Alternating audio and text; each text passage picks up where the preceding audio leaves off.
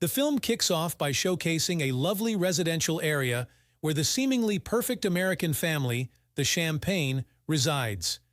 Don Champagne, the head of the family, manages a prosperous furniture business handed down by his wife, Mona's parents. Technically, Mona owns the business. Mona is meticulous, with a detailed life plan that dictates their everyday activities and future plans. Don and Mona live with their two kids, Andrew and Allison. At home, Mona takes charge, and Don tries to keep her happy by complying with her wishes. The family's life is structured, and Mona's pursuit of perfection makes it rigid. Don and the kids follow Mona's lead to avoid upsetting her. Any disagreement with Don upsets Mona, and disobedience from the children results in severe consequences. One day at work, Don encounters Dusty, a young and attractive woman applying for a job, and Les encourages him to hire her based on her looks, to which Don agrees, acknowledging Dusty's attractiveness. In a cramped room, a man is depicted, suggesting he has just finished committing a murder. A small television in the corner airs a commercial for Don's furniture shop. It's revealed that this man and his gang have been tracking and observing Don and his family. Later at home, Don shares with his wife, Mona, about Dusty, but she seems indifferent. Instead, they discuss Mona's meticulously planned life goals. Don is secretly overwhelmed. The next day at work, Dusty makes a sale, and Don congratulates her with a bottle of wine. Dusty unexpectedly hugs him, surprising Don. At a company event, Mona sees Dusty and perceives her as a threat due to her youth and beauty. When Don suggests introducing them, Mona refuses, stating she doesn't mingle with employees. Mona plans everything, even scheduling their sex life. Don confronts Mona, leading to an argument, and he is desperate due to their poor sex life. Eventually, Dusty seduces Don, and they begin an affair. At their son Andrew's poolside birthday party, Dusty shows up in a pink bikini, surprising Mona. In the kitchen, Dusty reveals her pregnancy, causing Don to suggest getting rid of the baby, but Dusty disagrees. Don, upset, walks out. Later, Don confides in Les, fearing Mona might take away his kids and the furniture company if she discovers the affair. Les suggests giving Dusty money to keep her silent, pooling together their savings of $13,000. Dusty arrives at her house, revealing she is the abused girlfriend of a criminal gang leader named Murphy. Her pregnancy was a lie, concocted with Murphy to blackmail. It turns out Murphy was the one following Don's family, using Dusty as bait. Back at the office, Dusty assures Don that she won't disclose her situation to anyone. Don offers her money, but she gets upset, claiming it's insufficient for raising a child. Don becomes increasingly worried about the impact of his mistake on his family and business. He confides in Les, who suggests that Don inform Mona about the affair to prevent further complications. Don tells Mona about his affair with Dusty. Surprisingly, Mona appears calm, but pulls out the binder containing their detailed life goals, revealing her anger and upset. When she asks if Dusty plans to abort the baby and if Don loves her, he answers no and yes, respectively. Mona demands that Don kill Dusty. At Dusty's house, Murphy is upset about the $13,000 bribe and insists on $25,000. Meanwhile, Mona reaches her breaking point, screaming and throwing things at Don, upset about her parents discovering the situation. Dusty calls Don while Mona is present, demanding $25,000 instead of the offered $13,000. They agree to meet at Don's office. Mona gives Don an ultimatum, divorce, and lose everything, or kill Dusty. Don seems to have made a decision.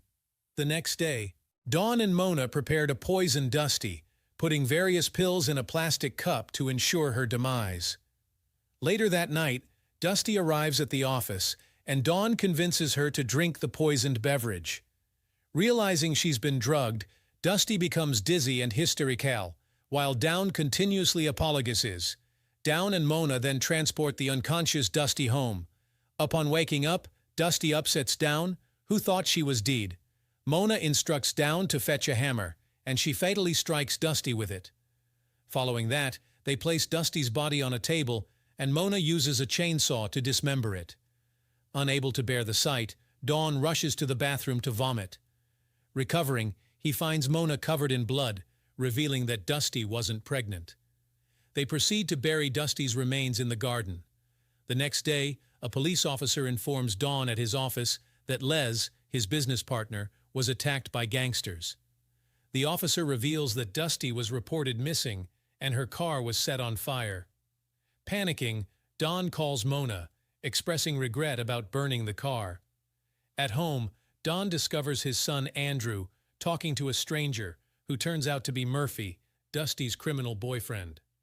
Panicking, Dawn rushes outside to find Andrew holding an envelope with a message detailing a meeting place and time at a strip club. Later that night, Dawn informs Mona about the message, and she persuades him to go.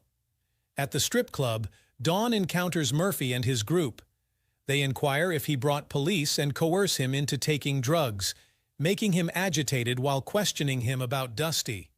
Despite their threats, Dawn lies about Dusty's whereabouts, claiming she went to Dallas after receiving the money. Murphy demands $20,000, warning that failure to comply will result in harm to Dawn's family. Leaving the strip club, a drugged-up Dawn confides in Mona about Murphy's threat.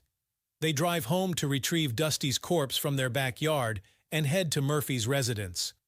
While Mona attempts to conceal Dusty's body parts in the freezer, Freeman, Murphy's roommate, arrives with his girlfriend.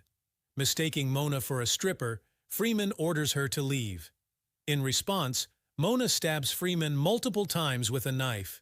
Freeman's girlfriend panics, prompting Mona to stab her with a sword, causing her death. Covered in blood, Mona returns to the car, where Dawn is waiting and calls the police to report a disturbance at the house. Meanwhile, back at Murphy's house, Freeman manages to call Murphy before succumbing to death. Murphy and his gang return home to discover Freeman and his girlfriend dead in the living room. Distraught over Freeman's demise, Murphy opens the refrigerator for a beer, only to find Dusty's body parts in the freezer. Realizing they've been set up, Murphy hides under the house just as the police arrive and eliminate the rest of the gang, sparing Murphy. The following morning, a police officer arrives at Don's home to inform him that they found Dusty's dismembered body parts. The police officer informs Don that someone saw him at Murphy's house, and Don fabricates a story, claiming he was only there to pay off Dusty's boyfriend to ensure his silence about the later that night. As Dawn and Mona prepare for bed, Dawn questions Mona about her behavior, suggesting it might be due to past abuse by her parents. Mona denies this, insisting her parents raised her perfectly, and issues a threat against Dawn if he speaks negatively about them again. The following day, at a house party, Dawn discovers the neighbor's dog dead in his freezer. Mona becomes upset. Accusing Les of cheating and claiming his child's size indicates he's not really 10 years old. Les and his wife leave the party in response to the accusations. Witnessing Mona's irrational behavior, Don decides to take matters into his own hands. He goes to the garage, setting the stage for an accident to kill Mona. Don asks Mona to fetch meat from the garage, and it explodes, causing her instant death. Following Mona's demise, Don and his children relocate to a new house, seen in the driveway getting into a new car and driving away. The movie concludes with Murphy pursuing their car. The video concludes with a call to subscribe, turn on notifications, leave a like, and express thoughts on the movie.